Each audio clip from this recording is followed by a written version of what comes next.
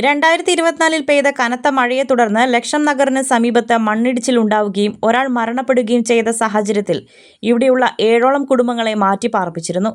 തുടർന്ന് കഴിഞ്ഞ മാസം MG നഗറിന് സമീപം ഈ 7ഓളം കുടുംബങ്ങൾ സർക്കാർ ഭൂമിയിൽ കയറി ഷെഡുകൾ സ്ഥാപിച്ചു. ഈ ഷെഡുകൾ റവന്യൂ സംഘം പൊളിച്ചു നീക്കി.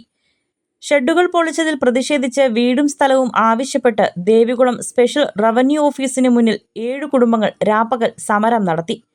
തുടർന്ന് ഇവർ കോടതി ഉത്തരവ് സമ്പാദിക്കുകയും റവന്യൂ സംഘം ഒഴിപ്പിച്ച സ്ഥലത്ത് വീണ്ടും ഷെഡുകൾ സ്ഥാപിക്കുകയും ചെയ്തു.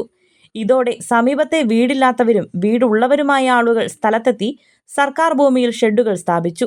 തുടർന്നാണ് ദേവികുളം സബ് കളക്ടറുടെ നിർദ്ദേശപ്രകാരം പോലീസ് ഫയർഫോഴ്സ് സംഘത്തിന്റെ സഹായത്തോടെ സ്പെഷ്യൽ തഹസിൽദാർ ഗായത്രിയുടെ നേതൃത്വത്തിൽ സർക്കാർ ഭൂമിയിൽ സ്ഥാപിച്ചിരുന്ന 20ലധികം ഷെഡുകൾ പൊളിച്ചു നീക്കിയത്.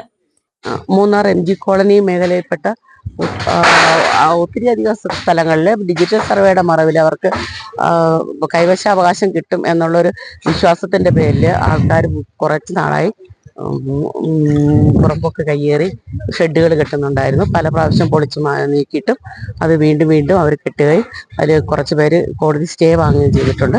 അപ്പോൾ ബാക്കിയുള്ള കെട്ടിടങ്ങൾ എത്രയും പെട്ടെന്ന് പൊളിച്ച് മാറ്റേണ്ടതുണ്ട്. കാരണം ഇതിൽ കുറച്ചധികം സ്ഥലം ഗവൺമെൻറ് കോളേജിന് വേണ്ടി നേരത്തെ ഏറ്റെടുത്തിട്ടുള്ള സ്ഥലമാണ്. അപ്പോൾ സബ് കളക്ടർ ദേവികുളത്തിൻ്റെ നിർദ്ദേശപ്രകാരം ഇന്നതെല്ലാം പൊളിച്ചു മാറ്റുകയാണ്.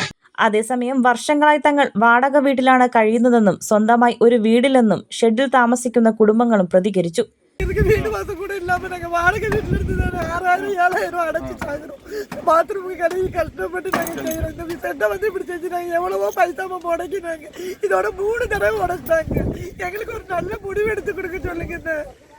കോടതി വിധി സമ്പാദിച്ച 7ഓളം ഷെഡുകൾ ഒഴികെ ബാക്കി എല്ലാ ഷെഡുകളും റവന്യൂ സംഘം പൊളിച്ചു നീക്കി.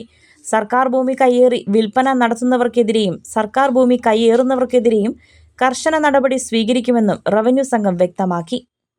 കേരള 1 മലയാളം, ഇടുക്കി.